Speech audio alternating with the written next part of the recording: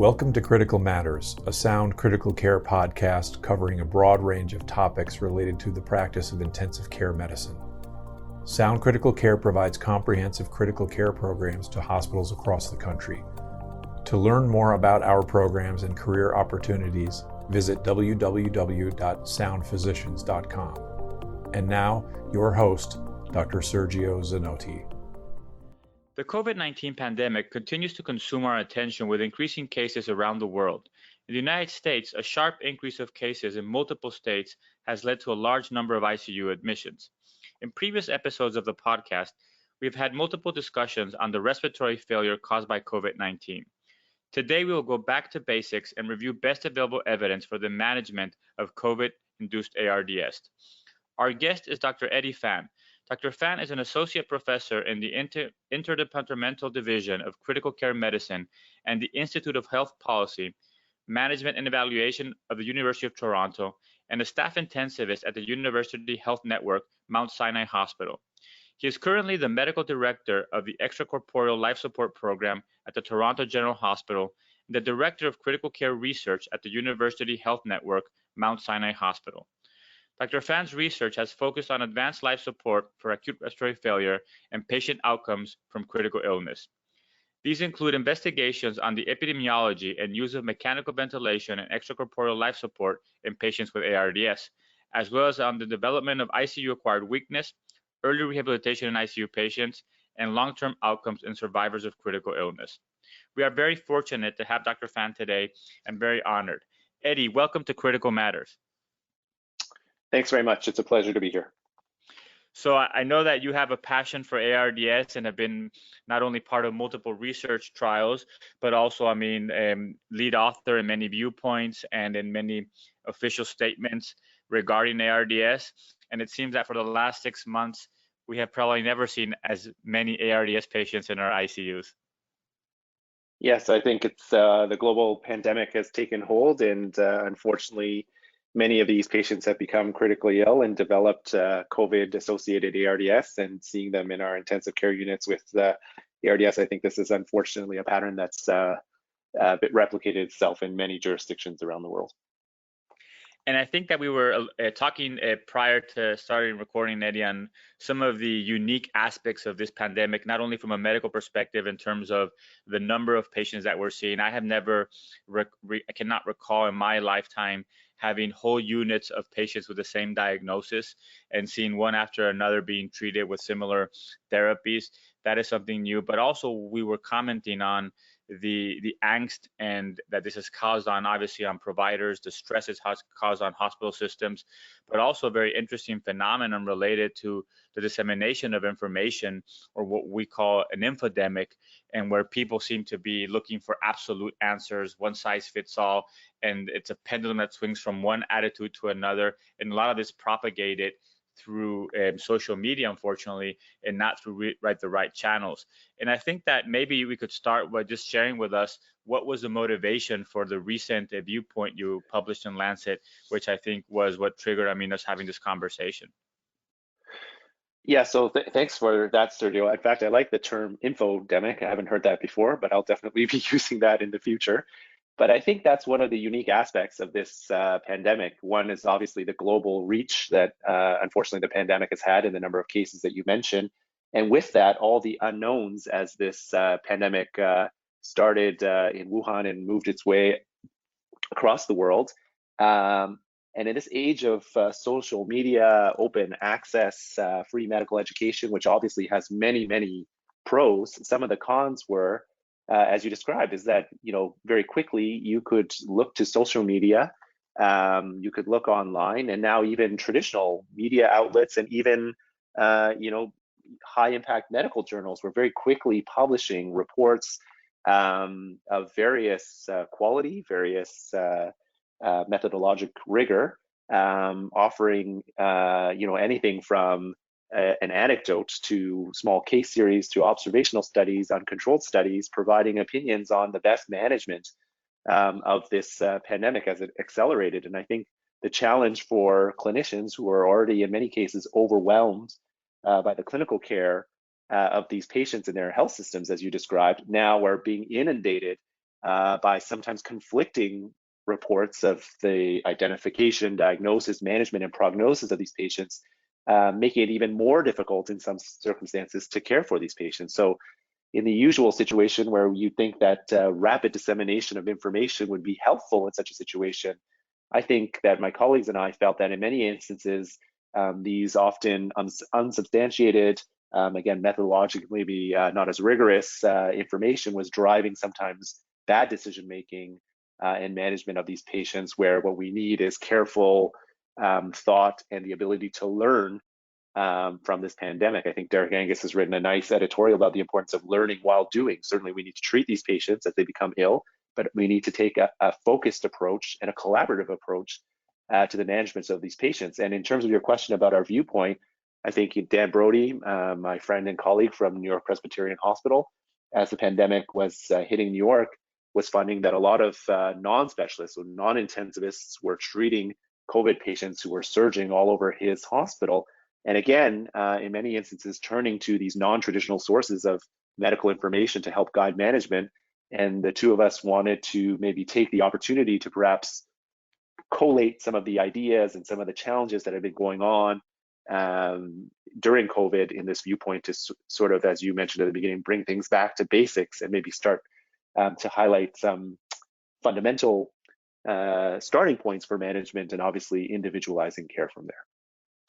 Excellent. And I think that that's what we're going to try to do in this conversation. And I think it's also important to remember that there seems to be some aspects, Eddy, that people are assuming about COVID. Like, number one is that everything that we see is highly unique to COVID. Whereas, I mean, I think we've never seen this number of patients at the same time, but a lot of things that we're seeing with COVID, we've seen with other infections. And at the end of the day, it's not necessarily a unique, different disease, but it's just, I mean, different because we don't have maybe certain treatments, but it behaves, like you said, once it is ARDS or once they have certain things, very similarly to large populations of patients with ARDS from other causes as well.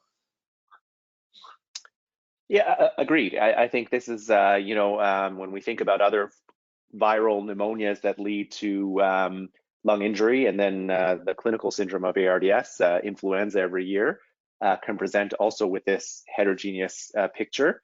In Toronto, we had over 10 years ago an experience with SARS, so the original coronavirus infection that led to severe respiratory failure in some patients, and unfortunately some of our medical colleagues who treated these patients, and also led to respiratory failure that was presented as ARDS, and then unfortunate complications like multi-organ failure. So I agree with you. I think we're starting to uncover some unique aspects of COVID, but certainly there is a component of the lung injury and respiratory failure that COVID induces that is very much like ARDS. So I would like to start by talking about phenotypes. And I think that maybe we can start, Eddy, with just reminding the audience about the presence of phenotypes in ARDS, which is not anything new, before we talk about COVID. Yeah, I think this is one of the points that we wanted to highlight in the viewpoint, and I know that many people have highlighted both in subsequent commentaries as well as in social media, is that heterogeneity in ARDS has been present since its original definition in 1967. In fact, the group of patients that Ashbaugh and Petty published about in The Lancet were very different and have very different clinical risk factors, presentations, and this sort of thing. So heterogeneity in the syndrome has been present since the beginning. And again, the fact that it is a syndrome and not a disease suggests there's going to be a degree of heterogeneity that you won't see in something like myocardial infarction, which is a disease and not a syndrome. And so I think that's one thing to recognize. So we're not surprised that COVID, as a risk factor for the development of lung injury and ARDS, will lead to a heterogeneous presentation when it occurs and causes people to be critically ill. So I think that's an important thing to recognize, that heterogeneity in ARDS is not a new phenomenon. And I think that one of the things that for me has always been fascinating in ARDS, specifically when we talk about phenotypes, is that in the last several years, after many ARDS net trials have been completed, reanalysis of these trials looking at latent phase analysis of different phenotypes seems to suggest, which obviously needs to be studied further, that when you take big averages of patients, maybe certain things don't seem to work very well, but when you can classify based on certain characteristics, they might have a better application. And I think that even though that's something that still needs to be studied, I think it's an interesting concept for the future. Could you comment on that, Eddy? Yeah, 100%. And again, I think that's, and maybe here not to dig too deep into the semantics of phenotypes, but I mean, I completely agree. It's just the heterogeneity of treatment effect, or the heterogeneity in clinical trials, especially when they're large and enroll heterogeneous populations, as the definition allows. And a very good example of that is work that Professor Gattinoni has been seminal in, is the development of prone positioning for severe ARDS. You might recall that there have been quite a few randomized controlled trials of prone positioning in patients with ARDS, or even back using the older definition, lung injury, acute lung injury and ARDS. And these studies were refined over time that we understood that, exactly as you said, Sergio, as we reanalyzed these initial studies and enrolled big populations of patients who had PF ratios less than 300, sort of all comers with lung injury, or now what we call ARDS. And we discovered that actually the subgroup that seemed to consistently benefit in these trials was the sickest, or the most hypoxemic subgroup, and those that underwent proning for a longer duration of time. And so these trials morphed over time, 20 years, to focus more and more narrowly on the sickest patients and on longer duration in proning, that culminated in the PROCEVA study that showed the dramatic benefit of prone positioning in the group of patients with more severe hypoxemia and with longer duration of prone positioning. Excellent. And since you mentioned Dr. Gattinoni, I think that we can maybe move on into phenotypes in COVID. He obviously early on shared some thoughts on possible variations in phenotypes and clinical presentation. And I think that the idea, I think, is very interesting. It's generating a lot of discussion, some controversy, and maybe perhaps, unfortunately, some people jumping to conclusions too quickly in terms of what we should or should not do. Could you just share with us a little bit about the concept of phenotypes within COVID?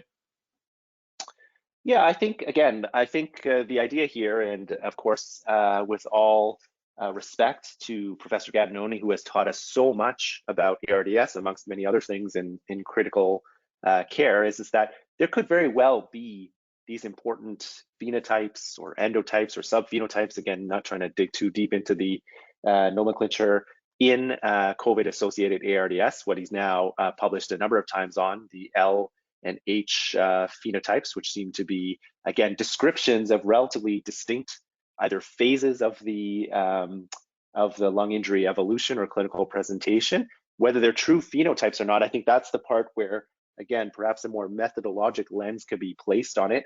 One of my colleagues, Carolyn Calfee from the University of California at San Francisco, has done elegant work in trying to, with colleagues around the world, to identify some of these phenotypes in ARDS, which are through methods like latent class analysis, a rigorous method of identifying true phenotypes, and most importantly, identifying phenotypes that matter, in the sense that if you can identify some differences, that you would treat them differently, and when you treat them differently, that leads to different outcomes. Like, that's the importance of identifying phenotypes. So the fact that some patients are different than others in ARDS, I mean, this is maybe interesting, but if in the end you treat them all the same and the outcomes are all the same, then identifying those differences may not be so important. So phenotypic variation is very important if it leads to differential treatment plans, which lead to different treatment results. So that would be the first thing that I would say. So the identification by Professor Gattinoni of these L and H phenotypes, they seem interesting.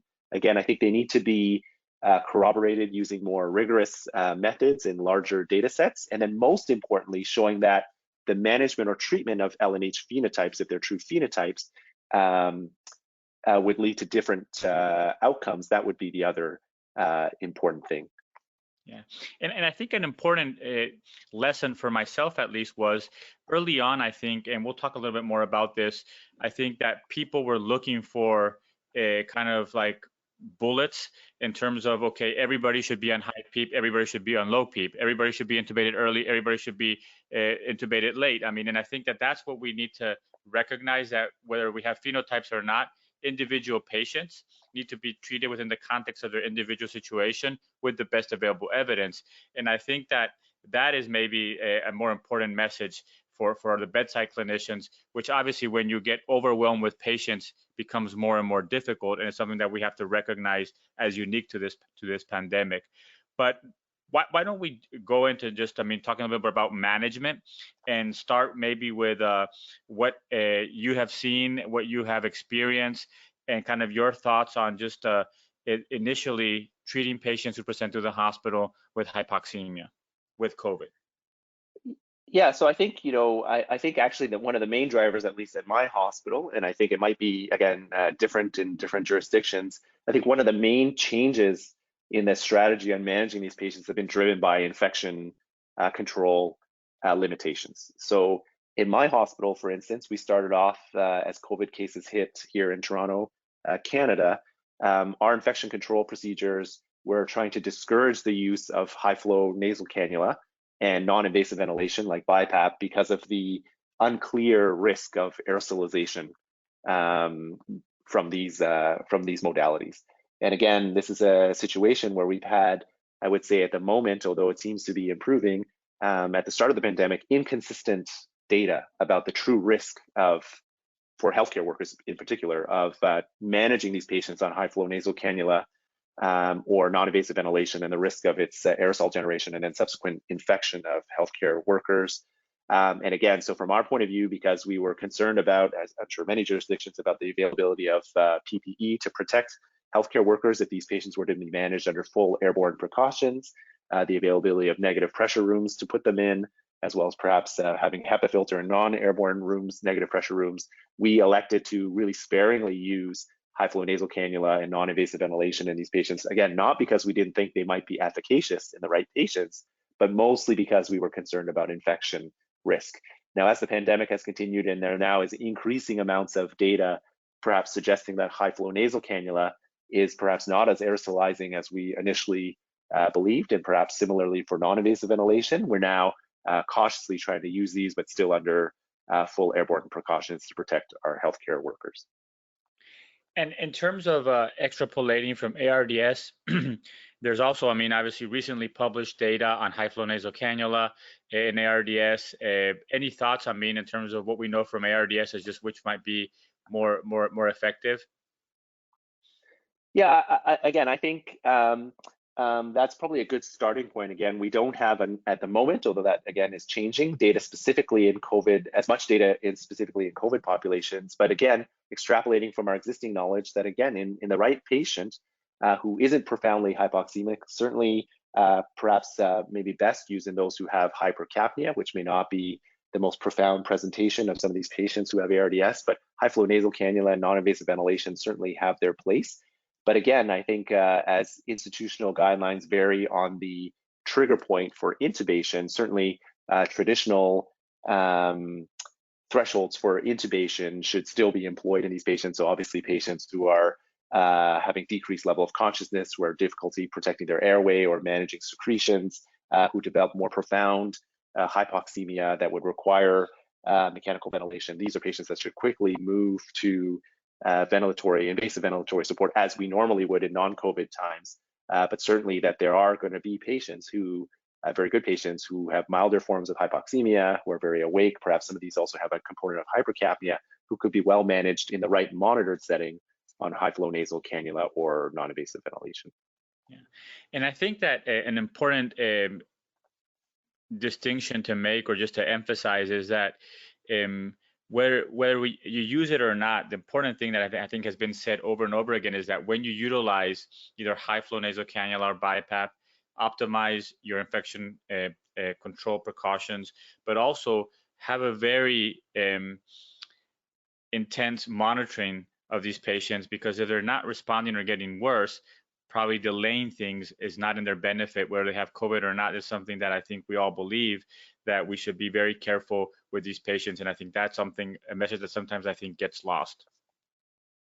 100%. In fact, I feel that non-invasive ventilation, in fact, is probably in many instances more difficult to implement well and properly than invasive mechanical ventilation. So I think one of the things, exactly, Sergio, I couldn't agree more, is that these are not, especially in COVID times, a fire and forget situation. These patients need to be monitored carefully for the possibility of failure or non-response. And then in that situation, again, as we would in non-COVID times, those patients should not be encounter long delays to intubation and mechanical ventilation if they're failing these kinds of support modalities. Before we dive into talking about timing for intubation, which obviously is a very difficult topic, but I think a very important one, I want to ask you specifically about two things related to non-invasive ventilation in general. One is reports obviously started in New York, but I think a lot of people have been observing this. Patients who might be on high-flow nasal cannula, who can cooperate, you ask them to prone themselves for a certain period of time, and you might see it improves in the pulse oximeter. Obviously, we don't know if this, ultimately prevents people from being intubated, but it seems that, the risk, obviously, in those who can cooperate is low. But any comments on this self-induced proning? Yeah, again, I think this is a promising,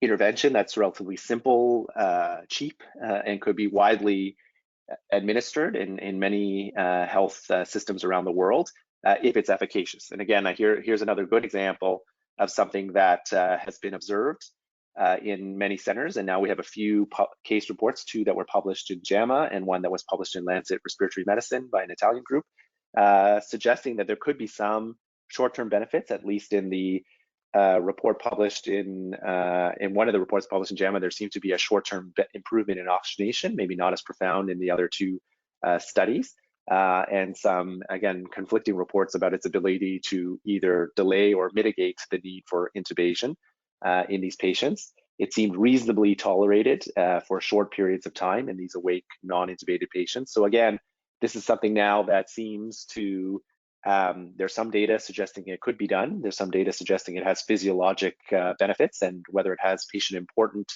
outcome changes needs to be discerned. And fortunately, there are at least a few now randomized control trials that are underway. And just to disclose, I'm on the steering committee of a Canadian trial that's looking at this, being led by Walid Al-Hazani and McMaster University, as well as a number of other clinical trials around the world. So hopefully we'll have some answers from randomized control trials on this specific question in this specific population in the near future. The second question I have, Eddy, is related to I've seen more and more people sharing. These are not official reports in the literature, but sharing that they are utilizing salvage therapy such as inhaled nitric oxide in patients who are not intubated, with the idea of rescuing them, in quotes, from or preventing intubation. Any comments on this? Obviously, my interpretation is that there's no data for this, but I just wanted to hear, what your thoughts were. Yeah, I think it's the same idea here. I think without a lot of hard data suggesting that having inhaled vasodilators in these patients on high flow nasal cannula or non-invasive ventilation in terms of outcomes and maybe just delaying intubation in these patients, I would use the same criteria as we always have, even in non-COVID patients, in that if patients are failing really conventional amounts of support with high flow nasal cannula or non-invasive ventilation, that those patients would quickly move to being, again, consistent with their wishes and their goals of care, to be intubated and placed on mechanical ventilation. I might try some of these strategies in those more elderly patients who, for instance, intubation and mechanical ventilation is not within their goals of care, i.e. they don't want to go to the intensive care unit or they don't want to be intubated and ventilated. I might try some of these rescue strategies in those patients on a case-by-case basis, but I think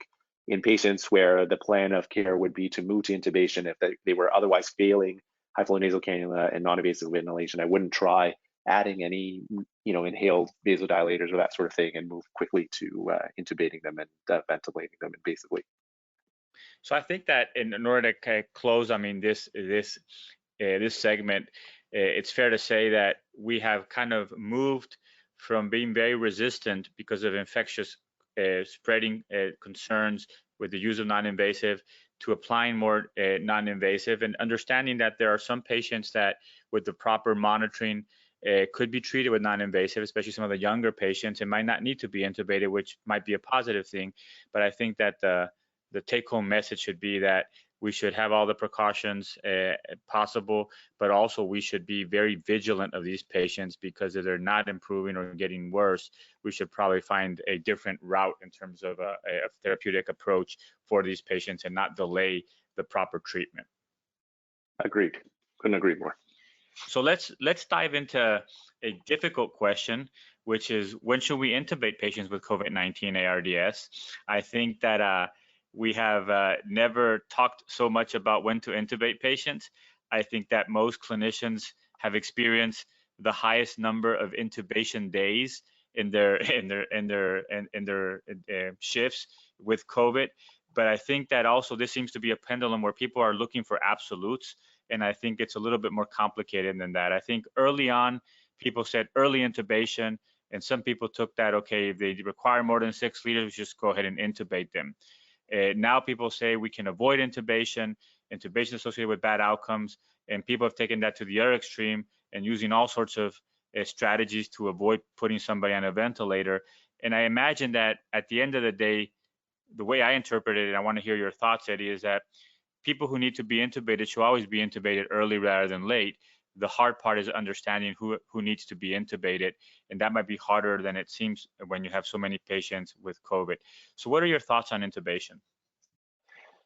Yeah, so I think I would separate it into two different considerations. So I think, leaving aside what you spoke about last, Sergio, in terms of in the setting of a massive surge on hospital resources, where there are many patients and you might want to move to intubation earlier, I think those are system factors or organizational factors that might change your approach to intubation. But outside of that, I think thinking about patient factors that would considerations that lead you to make a decision about intubation.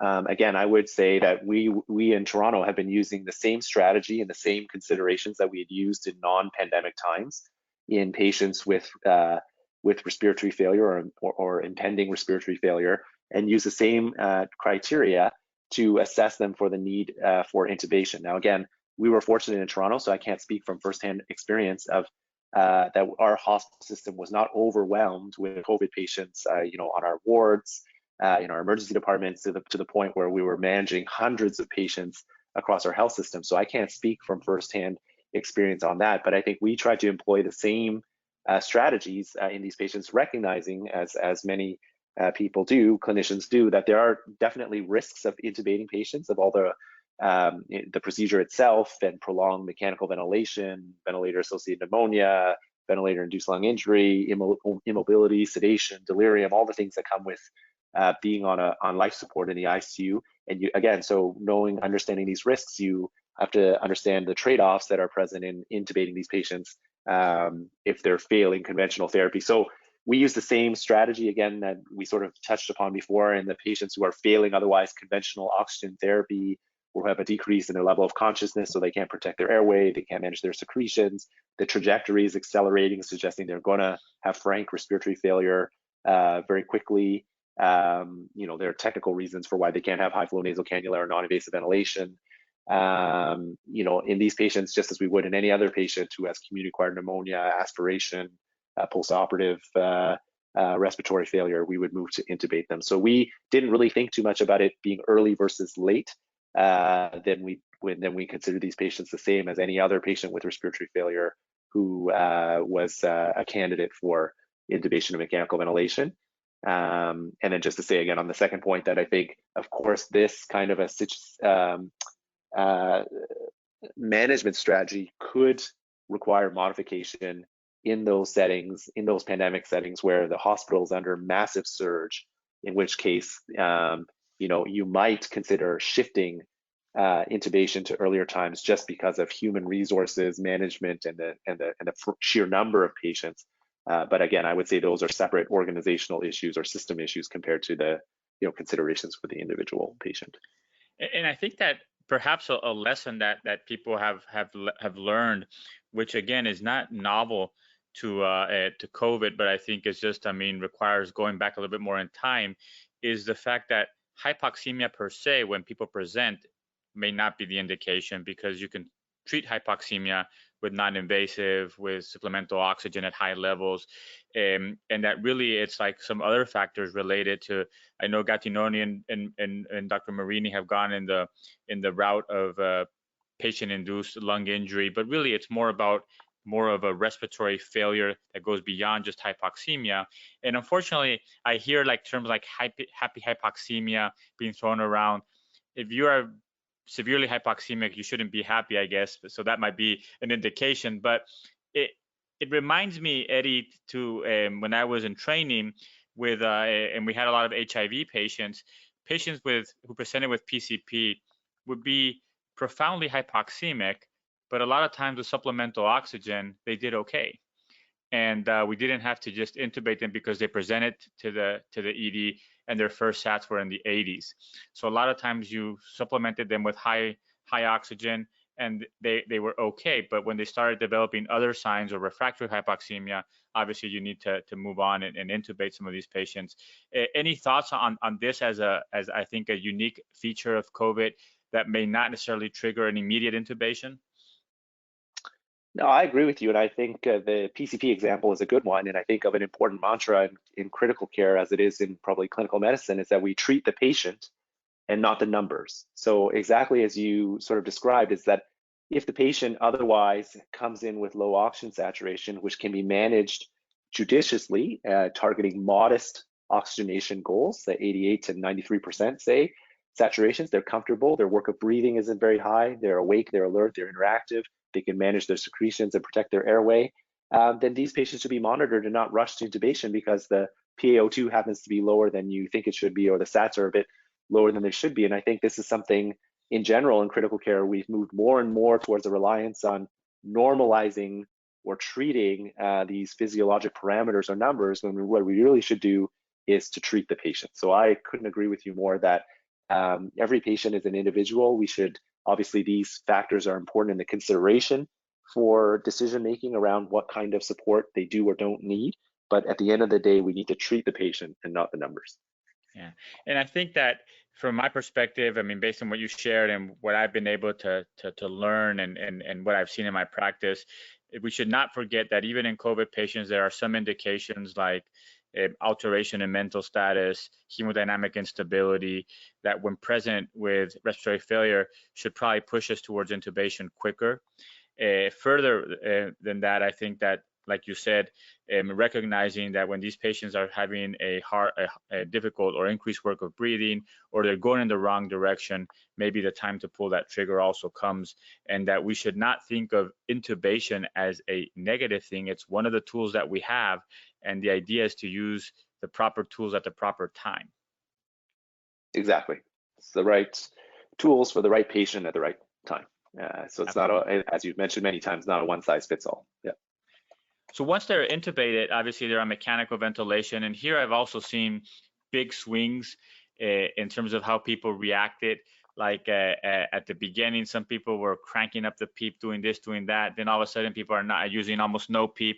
And it seems to go from one extreme to the other. But why don't we take this segment to kind of refocus or go back to what we know about ARDS? I mean, we talked about possible phenotypes, but also in your viewpoint paper. And what we know is that a lot of the reported literature with COVID suggests that as a group, a lot of these intubated patients look very similar to other intubated patients with ARDS from other causes. Is that correct? Yeah, I think, looking again, and the numbers are growing, but at the time of publication, we included a number of published cohorts that provided mechanical ventilation parameters and respiratory mechanics on patients. So a few from New York, some originally from China, and then some from the United States, and one from Europe, that showed on average the respiratory system compliance in these patients when it was measured was very similar to those that were previously enrolled in clinical trials or observational studies of ARDS. So these patients in the end, on average, looked very similar to patients in previous ARDS cohorts. And again, until we have, which is improving, again, more data, more rigorous data specifically on COVID-19 induced ARDS. I mean, our best strategy is to extrapolate all the data and management approaches that we have gleaned over more than 50 years of research on ARDS. Because at the end, these patients and a number of autopsy series now also confirm that in the end, at least the respiratory pathology looks a lot like ARDS. There definitely now is, of course, an emerging amount of data that shows that the virus also has a number of pleiotropic effects on other organ systems. In particular, I think highlighted has been disruptions in coagulopathy. Maybe there's an associated endotheliopathy and an increased number of thrombotic events. So these are an important, maybe new feature of COVID, but at least when it affects the lungs at autopsy, it looks like diffuse alveolar damage and ARDS. So I think our overriding mantra in thinking of the management of the ventilated patient is to treat them like we've treated or ventilate them as we've always ventilated ARDS patients, and use that as the starting point. And I think it's also important to, and one of the things that I really enjoyed about the viewpoint, I mean, in terms of its approach, was the balance, right, in the scientific kind of openness to say that if I describe 100 white swans, it doesn't prove that there's not a black swan somewhere, right? And I think that we do recognize that there might be phenotypes depending on when they present, but on average, what we're seeing now in our hospitals, it looks similar with its variations to what we saw in other patients with ARDS. And I think it's good to remind people what we've learned so far in ARDS. And I think we could start, Eddy, with what's the only A1 recommendation from everything that we're talking about today, which is low tidal volumes. And that means that basically it's a strong recommendation based on one or more randomized trials. And maybe we could start by just talking about tidal volume in patients who are intubated with COVID-19 induced ARDS. Yeah, so again, following on the recommendations that we have in place for the ventilatory management of ARDS patients in general, low tidal volume ventilation, as you mentioned, is really the cornerstone of the ventilatory management of these patients.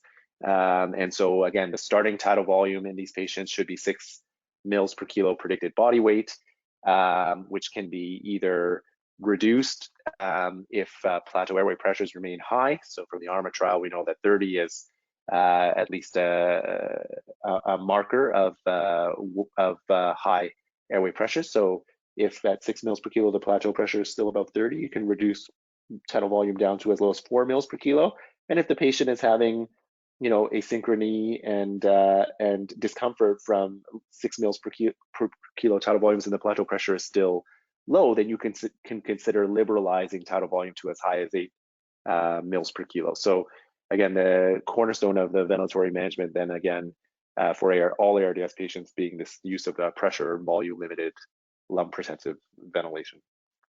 And can you mention a little bit, what we know in non-ARDS patients in low tidal volumes and how they protect or don't protect the lung? Yeah, so increasingly, I think, we're having more and more reports from other populations of non-ARDS patients suggesting a potential benefit of using these kinds of low tidal volume strategies, even those in patients who don't have established ARDS but might be at risk. So we now have a few randomized control trials and observational studies looking at patients, say, the intraoperative management, so even patients being ventilated for a short period of time following thoracic surgery or abdominal surgery, employing these lower tidal volumes than traditional. And some of the post-operative management of these patients using low tidal volumes seem to lead to a reduction in pulmonary complications and progression to ARDS when you use these protective strategies. So again, I think increasingly overall in the field, it seems that not only is the use of lung protective ventilation a good idea in ARDS, but it might also be a very good idea in patients at risk or who don't have established ARDS. And I think maybe the most important consideration, again, from a health system point of view, is that we know from the LungSafe study that very many patients are being under-recognized by clinicians for ARDS. And only 2/3 of patients are getting what we would consider lung protective ventilation in terms of tidal volume and plateau pressure in ICUs around the world. And if you sort of just use a strategy where any ventilated patient, at least the starting point would be 6 mil per kilo tidal volumes, then you might mitigate some of the challenges of under-recognition, or those who might even be recognized who are not receiving low tidal volume ventilation to get that therapy, and then individualize based on the patient's characteristics from there. And I think that's important because, like you said, I mean, it's a range, right? From 4 to 8, you start at 6, but you can individualize and move one way or the other based on what you're seeing with the patient that you're treating at the bedside. The other question I think. Go ahead. Yep, go ahead, sorry. No. The other question I had, Eddie, is could you comment how driving pressure fits into this? Yeah, so driving pressure is I think an increasingly interesting and potentially important ventilatory parameter to consider. I think the challenge, of course, is that it's very appealing from a physiologic point of view. So driving pressure representing the tidal volume that's scaled to respiratory system compliance, so that the worse, the more stiff your lung is, so the worse the respiratory system compliance, the less you would want the tidal volume delivered to the baby lung, and therefore that could be reflected by a lower driving pressure. The challenge is, of course, at the present time, we only have an observational study, a very high-profile observational study from Marcelo Amato and colleagues published in the New England Journal that looked at a post-hoc analysis of randomized controlled trial data to establish that lower driving pressures were associated with lower mortality in patients with ARDS, and there seemed, at least from the data, that maybe there's a threshold around a driving pressure of 15 where mortality really started to increase steeply. So now what we need is that, again, this is an interesting, much like the proning and awake non-intubated patients, is an interesting observation. It has a strong physiologic rationale, and now we need to test that in a randomized clinical trial. So fortunately, the Brazilians have moved from this observational study. They've published some phase 2 data showing the feasibility of a driving pressure limited strategy. And now we need some confirmatory clinical trials to show that a strategy focused mainly on reducing driving pressure is going to be one, beneficial, and two, if it's any different or better than reducing tidal volume. One of the main ways of reducing driving pressure is to reduce tidal volume. So one of the things I'm hopeful to see is that whether actually a strategy limiting driving pressure leads to really any different ventilatory settings than a strategy that limits tidal volume like we use now. So I think it's interesting, but we need more data. And just to share with the audience, I mean, by driving pressure, we're just talking about plateau pressure minus the PEEP. And the thought is that you're adjusting it based on changing your tidal volume and having an impact on your plateau pressure, correct? Yes. Yeah. Excellent. So any thoughts on hypercapnia? That is always obviously something that people struggle with. I mean, obviously we come in the old days, we talk about permissive hypercapnia, but this is something also that I think that people have proposed as maybe a reason to liberalize a little bit in terms of the tidal volume. But any thoughts on how you would approach hypercapnia in these patients? Yeah, again, I think similarly, I think again from the ARDS literature, I think what we would do is for these mechanically ventilated patients, again, target modest physiologic goals. So targeting oxygen saturations of 88 to 93%, like in the ARMA trial, and targeting a pH, which is related to the presence of hypercapnia and respiratory acidosis of above 7.25, which again is a trade-off against increasing intensity of mechanical ventilation and the risk of more ventilator-induced lung injury, which we think is a main driver of multi-organ failure and outcomes in patients who are ventilated with the ARDS. So the trade-off here is to tolerate modest intensity mechanical ventilation, which as a consequence leads to some permissive hypercapnia. So as long as the pH for our patients is about 7.25 from the resulting respiratory acidosis, that's the kind of hypercapnia we would tolerate, and it's again very similar to the limits that were tolerated in the ARMA trial from the ARDS network. Again, which could be individualized in patients where there might be other considerations for managing hypercapnia more tightly. So, patients who have intracranial hypertension, patients who are pregnant, these sorts of things, special considerations. But otherwise, in the absence of contraindications, we would allow some permissive hypercapnia and target a pH above 7.25. Excellent. So let's move on to PEEP, which obviously is a little bit more difficult maybe than tidal volume because we don't have as much literature. But I think that in general, it seems, Eddie, that people have moved from either high PEEP or low PEEP just to kind of as a dichotomy with COVID. And the reality is, at the end of the day, what we're trying to identify is what's the best PEEP for that patient. And obviously that sometimes can be difficult, but why don't you share with us what evidence suggests and what your approach is to using PEEP in these patients? Yeah, so I think again our approach is no different than what we recommended in our ATS, ES, ICM, SCCM guideline for ARDS patients. Is that as the patient becomes more hypoxemic, so as they progress from say mild to moderate to severe ARDS, we would try to apply higher levels of PEEP in patients who have more severe lung injury, as the data suggests. The challenge, of course, is as you said, is twofold. One is what is higher PEEP, and two, how do you set it?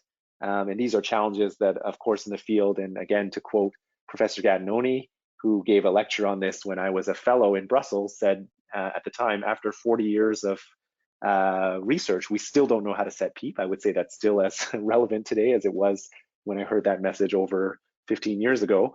But I think as a starting point, again, we could use strategies from large randomized control trials that have been published. So for instance, the alveoli trial, which used the PEEP FiO2 table, the Express study, which tried to maximize PEEP to achieve a maximum plateau pressure of about 28 centimeters of water, or LOVES, which also use a different high PEEP FiO2 table. So those might be a starting point for setting PEEP. We're now getting data on other tools that might be available at the bedside, depending on your center's comfort with them. So things like electrical impedance tomography might be a way to understand again the trade-offs between overinflation or overdistension and inflation in some areas, or atelectasis, by changing PEEP using esophageal manometry.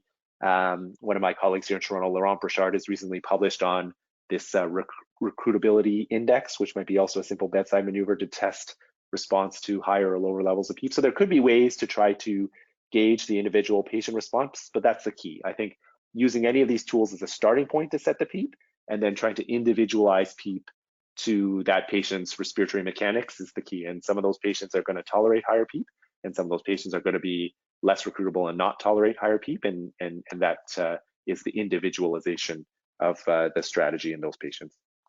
And in terms of what we understand or what we believe PEEP responses in general, could you comment on the concept of patients who have higher recruitability might benefit or respond to higher PEEP versus patients who have lower recruitability might be harmed, and what are the potential harms of PEEP? Yeah, I think so maybe two. There are a few potential negative effects to PEEP. Maybe to highlight are again overdistension. So the possibility of overdistension injury on the lung where the PEEP is being applied, higher PEEP is being applied. And second is hemodynamic effects, because again, as the PEEP increases and intrathoracic pressure increases, that might have deleterious effects on intrathoracic structures like the heart and some of the major vessels, limiting either venous return or cardiac output. So there could be hemodynamic consequences to higher PEEP. And here again is a very interesting heterogeneity, if you will, that Professor Gattinoni described quite a few years ago in the New England Journal, showing that again, typically patients who have through CT scanning who have less severe lung injury, very little collapsed lung on their CT scan, they have low recruitability because there's not a lot of collapsed lung to recruit in those patients. So if you apply high PEEP to those patients, all that happens is that the healthy lung units or relatively healthy lung units get overdistended, intrathoracic pressure increases, that squishes the heart and the great vessels, and you get hemodynamic compromise, overdistension, which might lead to desaturation. So you get complications. Whereas in CT scans of severe ARDS patients where there's a lot of collapsed lung tissue, that collapsed tissue has the potential to be recruited. So these might be the patients that respond to higher PEEP. And because recruitment then actually leads to a drop in pleural pressure, you don't get the hemodynamic compromise, you actually get increased surface area of lung available for gas exchange, and perhaps an improvement in both oxygenation and ventilation in those patients. So here's again an example of heterogeneity that Professor Gattinoni published in the New England Journal, showing that these both ARDS patients, but they respond differently to PEEP. Excellent. So before we go into some salvage therapies, I wanted to ask you about modes of ventilation. I think that there obviously has always been, a lot of enthusiasm amongst our critical care colleagues for different non-traditional modes of ventilation. I know that your group has been instrumental in studying high frequency oscillation ventilation, and that didn't pan out to probably work as well for ARDS. But also, I see and read a lot about people proposing the use of APRV in these patients. I know that in the last iteration of the consensus statements, you did not comment on APRV specifically, but any thoughts? Yeah, I think at this point, again, in the absence of high quality data, it's hard to know what to do with alternative modes of ventilation. I think certainly, as you mentioned, much to our surprise, the high frequency oscillation, which is something that was near and dear to our hearts in Toronto, didn't seem to be beneficial. And certainly there was a signal towards harm in the oscillate study. So we've largely abandoned the routine use of high frequency oscillation in these kinds of patients. In terms of APRV, I think this has been a challenging situation. I think there's a lot of support for this mode of ventilation as being potentially beneficial. I think the challenge is that there's unfortunately not been a lot of high quality data and really no large scale randomized controlled trial comparing it to the standard of care showing a benefit. And so I think, again, this is not to say, as you mentioned before, that absence of evidence isn't evidence of absence. It's just that we need data. So it could actually be something very useful, but we just need to study it. And so, again, what I would hope that my colleagues who are strong proponents of APRV is that maybe to get together and collaborate on a trial to demonstrate the potential benefit of that mode.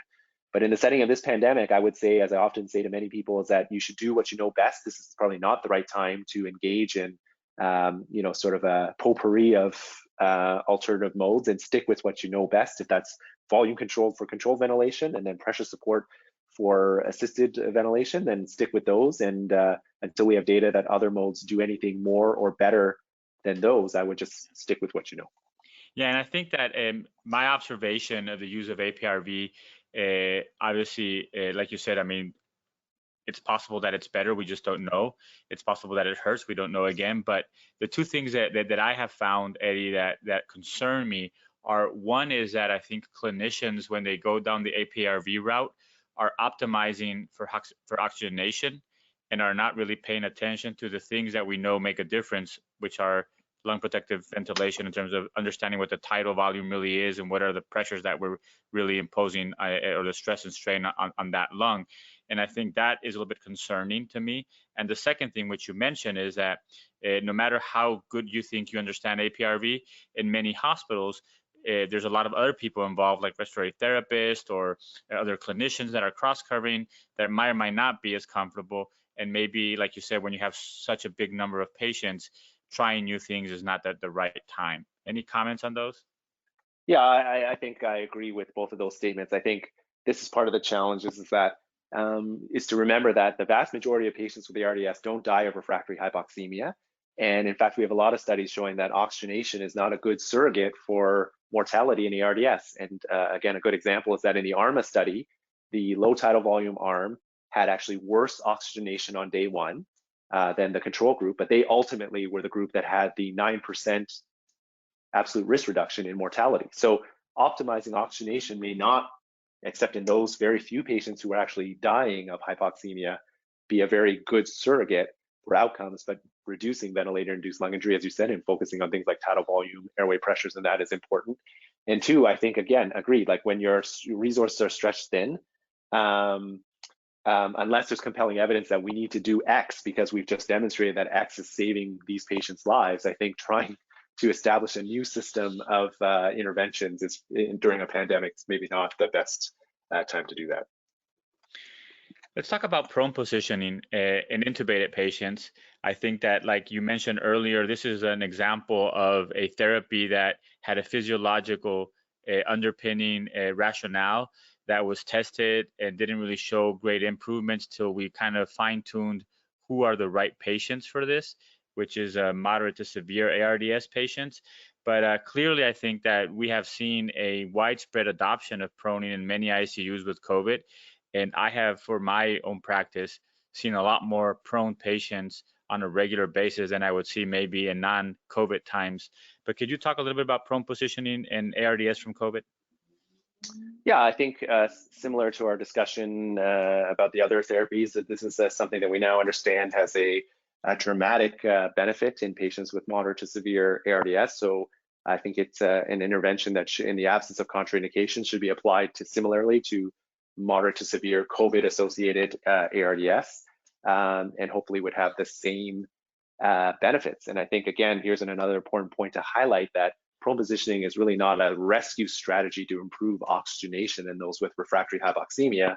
We think one of the main benefits of prone positioning is that it leads to more homogeneous distribution of ventilation, which leads to a reduction in ventilator-induced lung injury, and then that leads to a mortality benefit. So oxygenation, again, is not the key thing that we're trying to improve with prone positioning. It's really trying to protect, another strategy to help protect the lung when the lung is severely injured.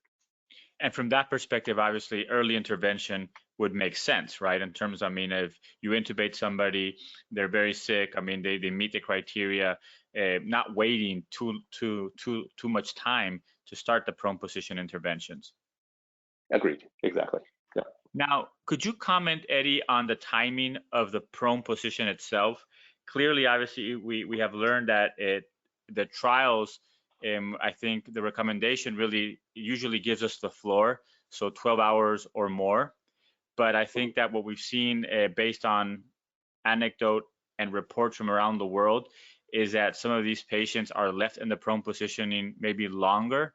And I think that we obviously don't know what the exact recipe should be, but it does seem that COVID patients are being prone for longer turns and for more turns than non-COVID ARDS patients. Any comments on this? Yeah, I think that's probably true. I think in our ICU, we were attempting to prone patients closer to the ProSiva study protocol, which is keeping them in the prone position if possible for 16 to 18 hours a day, and then giving them a break on their backs if they would tolerate that. I think, again, we just need to be cognizant that there are complications from prolonged proning, including facial edema, pressure sores, and ulcers in sort of non-traditional areas, depending on how you're supporting. So shoulder girdle, hip girdle, facial edema and facial breakdown, these sorts of things. So if possible, you want to try to get them out of the prone position if they would tolerate it. And again, I would say, at least anecdotally, and hopefully more evidence on this is coming out soon, we definitely had many COVID patients in our ICU who were prone for a prolonged period of time, more than a week, sort of receiving daily prone sessions. Recall that in the ProSiva trial, the median number of proning sessions was about 4.5 days or 4.5 sessions. So we certainly in our ICU saw patients that had more than that proning, and those were concentrated in the ones who had the very severe COVID-associated ARDS. And for an individual turn, have you had experience with keeping people prone longer than 18 hours? Yeah, so we had some, we had some very severely ill COVID-associated ARDS patients who had good responses to prone positioning, who, we'd flip them supine, and they might last, an hour or two before their gas exchange became less manageable, and we would just flip them back to the prone position in that situation. So we definitely had some patients who really tolerated little, and some maybe no sort of turning to the supine position for a few days. Okay.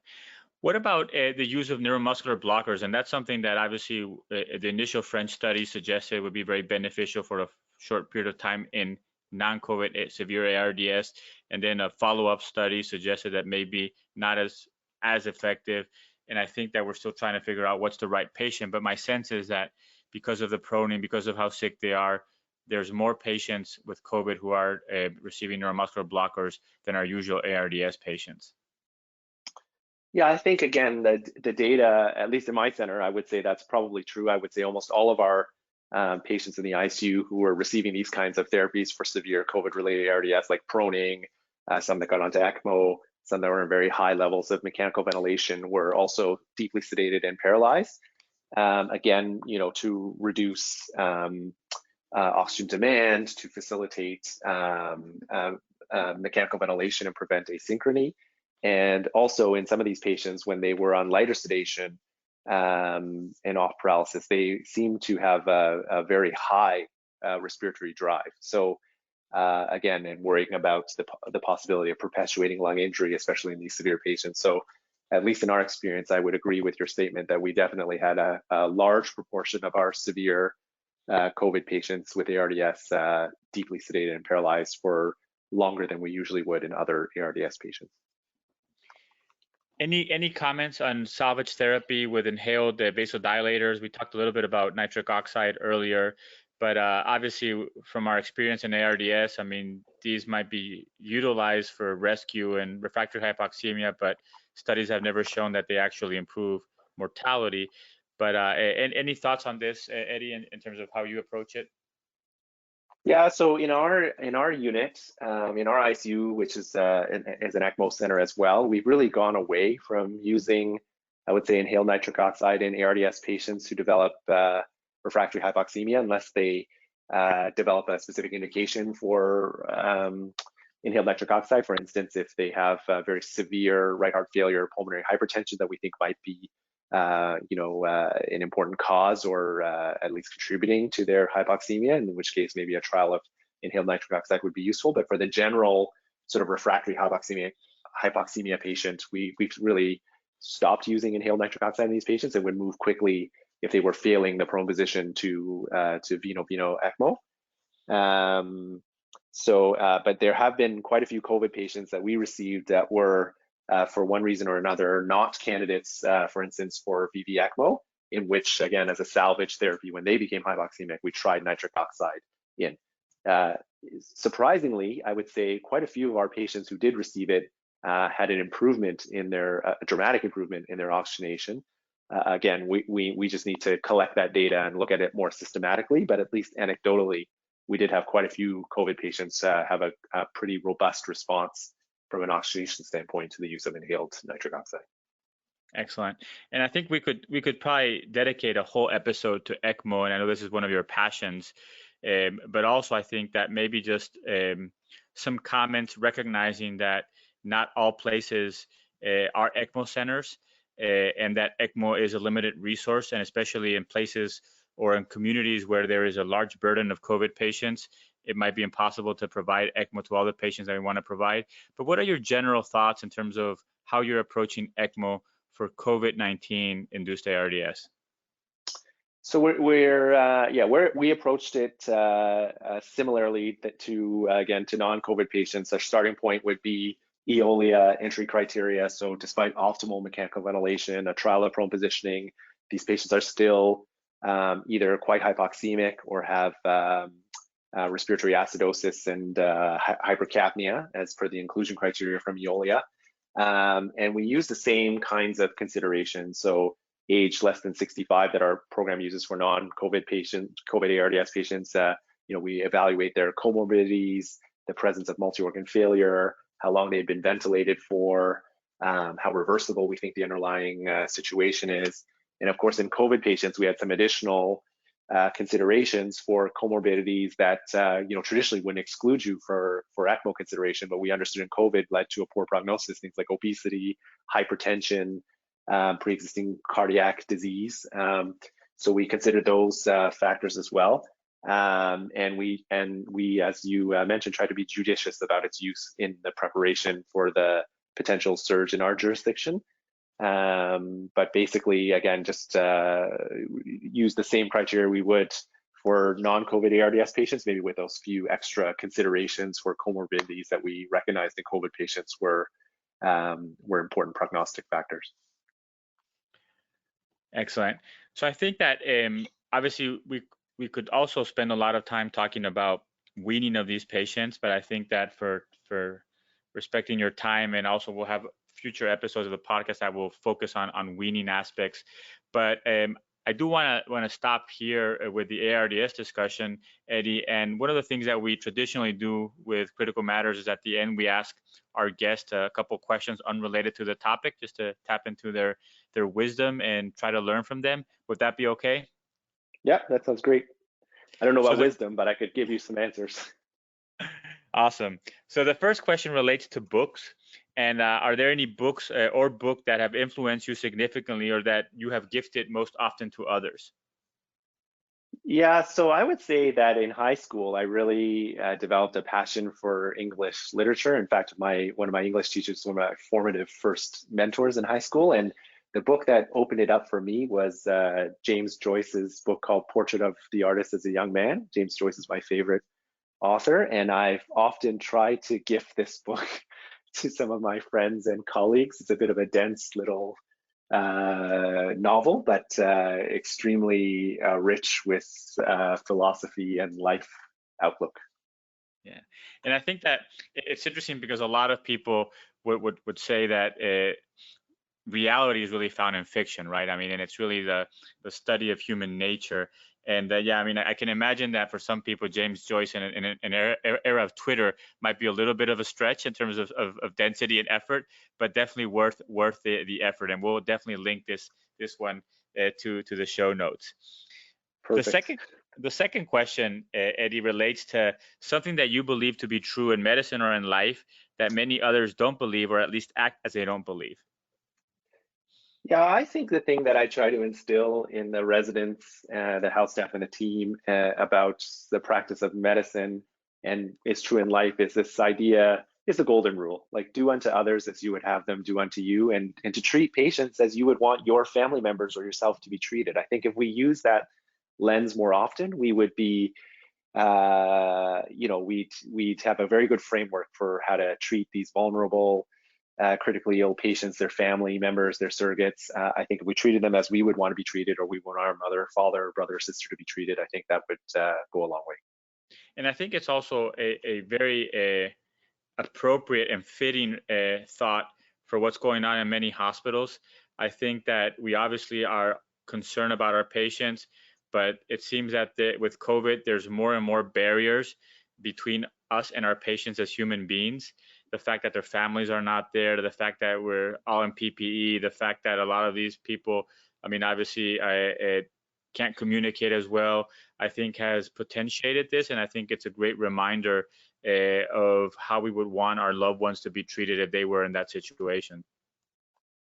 I agree. I think it's obviously been challenging for everyone. And I think maybe taking a moment to recognize that it's been hard for healthcare workers, but it's been hard for families, hard for the patients, obviously, who have COVID and are sick.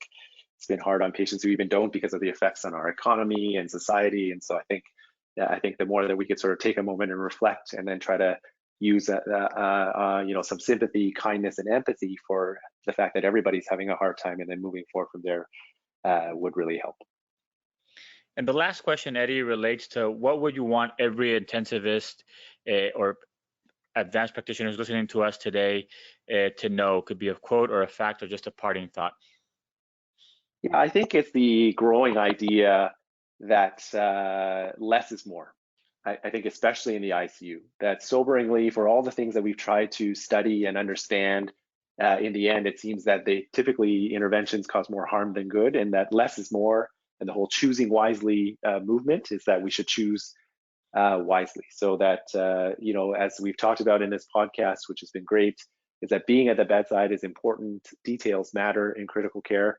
And so watching carefully, and often just standing there and doing nothing, rather than don't just stand there, do something, will go a long way for our patients. So I think less is more is an important mantra in the care of critically ill patients. And I think that's a great place to stop. I want to thank you, Eddy, for your time and being so generous with sharing your thoughts and your knowledge with us.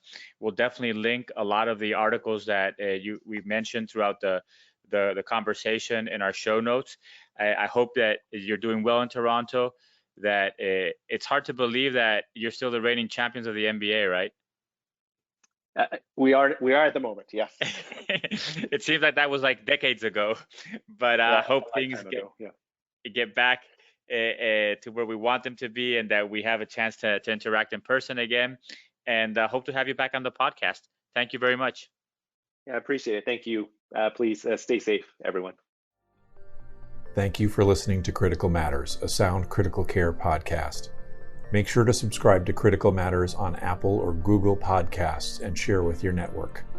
Sound Critical Care is transforming the way critical care is provided in hospitals across the country. To learn more, visit www.soundphysicians.com.